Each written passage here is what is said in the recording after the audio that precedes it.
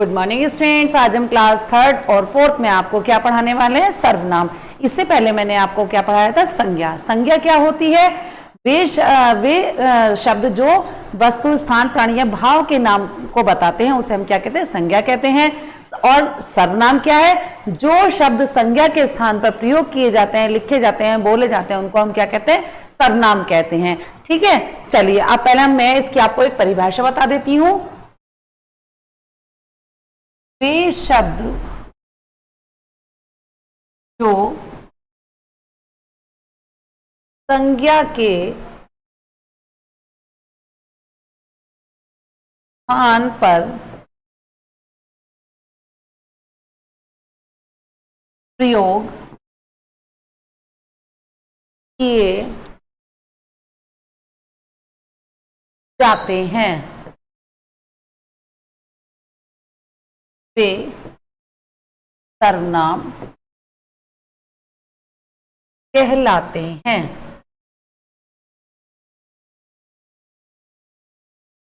ठीक है बच्चों, जैसे वह, मैं, हम, तुम और बहुत सारे शब्द होते हैं जो संज्ञा के स्थान पर प्रयोग में लाए जाते हैं। देखिए, वे शब्द जो संज्ञा के स्थान पर प्रयोग किए जाते हैं वे सर्वनाम शब्द कहलाते हैं। जैसे वह, मैं, हम, तुम, आप, हम सब, है ना। तो ये सब क्या है? ये हमारे क्या कहलाते हैं? सर्वनाम शब्द कहलाते हैं। अब इनके कुछ टाइप्स भी होते हैं बेटा। सर्वनाम के 6 भेद होते हैं। भेद, अब मैं आपको इसके बारे में बताती हूँ। नंबर 1, पुरुषवाचक।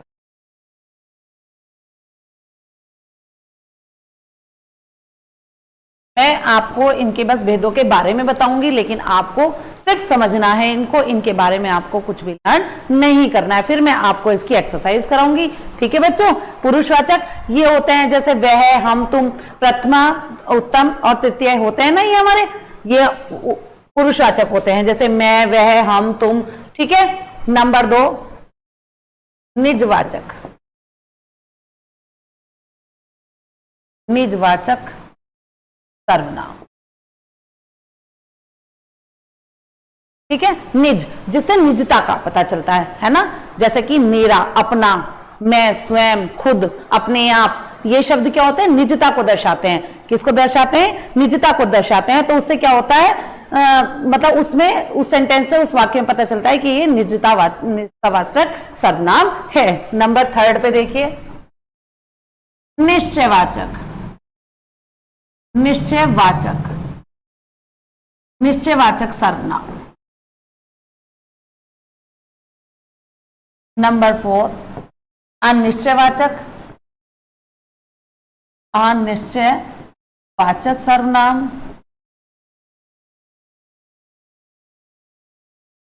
नंबर 5, संबंधवाचक। संबंधवाचक, संबंधवाचक सर्वनाम। और नंबर 6 पे आपका प्रश्नवाचक। प्रश्नवाचक, प्रश्नवाचक सर्वनाम। तो ये बेटा इसके 6 भेद है। पुरुषवाचक जिसमें वह, मैं, हम, तुम ये हमारे आते हैं, जिसमें पुरुषवाचक में होता है उत्तम पुरुष, मध्यम पुरुष और अन्य पुरुष। ठीक है। और उसमें निजवाचक में जिससे निजता का हमें बोध होता है, निजता का पता चलता है कि इस वाक्य में निजता का शब्द, जैसे मैं, हम, मैं, स्वयं, खुद, अपने आप, ये सब हमारे क्या होते हैं? निजतावाचक शब्द होते हैं। निश्चयवाचक जिससे हमें किसी के दूर और पास का पता चलता है, डेमोन्स्ट्रेटिव जिसे हम प्रोनाउन बोलते हैं। ठीक है। निश्चय, अनिश्चयवाचक, अनिश्चय जिससे हमें नहीं पता, बाहर कोई आया है ना, तो हमें इससे नहीं पता चल रहा कि इसमें क्या, कौन है, क्या व्यक्ति है, कोई इंसान है, कोई जानवर है। तो हमें दूध में कुछ पड़ा है तो हमें नहीं पता चल रहा कि क्या चीज है। संबंधवाचक सर्वनाम। संबंधवाचक सर्वनाम वो होते हैं जो दो चीजों को आपस में संबंध को बताते हैं। जो सोता है वो खोता है ना। तो इस वाक्य से क्या पता चल रहा है? संबंध है दोनों वाक्यों में। ठीक है। प्रश्नवाचक जिससे हम प्रश्न करते हैं, आप कहाँ रहते हैं, आपका क्या नाम है, ये सब क्या है? हमारे प्रश्नवाचक सर्वनाम है।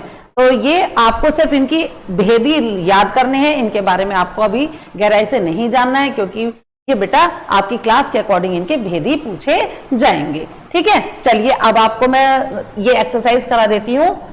दिए गए शब्दों की सहायता से वाक्य पूरे करें। देखिए, डैश आराम से बैठिए, तो कौन है, क्या आएगा इसमें, आप आराम से बैठिए। नंबर 2, बाहर जाओ, कौन, तुम। देखो आपको बोलकर भी पता चल रहा होगा कि हमें इसके अंदर क्या फिल करना है। तुम बाहर जाओ, डैश रोज नहाता हूं, कौन, मैं रोज नहाता हूं। ठीक है, डैश हरी सब्जियां खाते हैं, हम हरी सब्जियां खाते हैं। अब 5 में देखिए, डैश नाम क्या है, तो क्या डालना है, आपका नाम क्या है। इनमें से कौन सी बोतल तुम्हारी है। जब आप बोलकर इसको करेंगे ना तो आपको समझ आ जाएगा कि इस वाक्य में हमें क्या फिल करना है। डैश पढ़ना बहुत पसंद है, किसे, मुझे पढ़ना बहुत पसंद है। ठीक है बच्चों, ये आपको बहुत अच्छे से समझ आ गया होगा। चलिए अब दूसरी एक्सरसाइज कर लेते हैं जो आपको बिल्कुल क्लियर हो जाए। खाली स्थान में उचित सर्वनाम शब्द लिखिए। दरवाजा खोलो, शायद कोई, शायद इसमें क्या आएगा, शायद कोई आया है, कोई आएगा यहां पर, जिससे कि हमें नहीं पता चल रहा है ये कौन सा सर्वनाम बताया था मैंने आपको, अनिश्चयवाचक।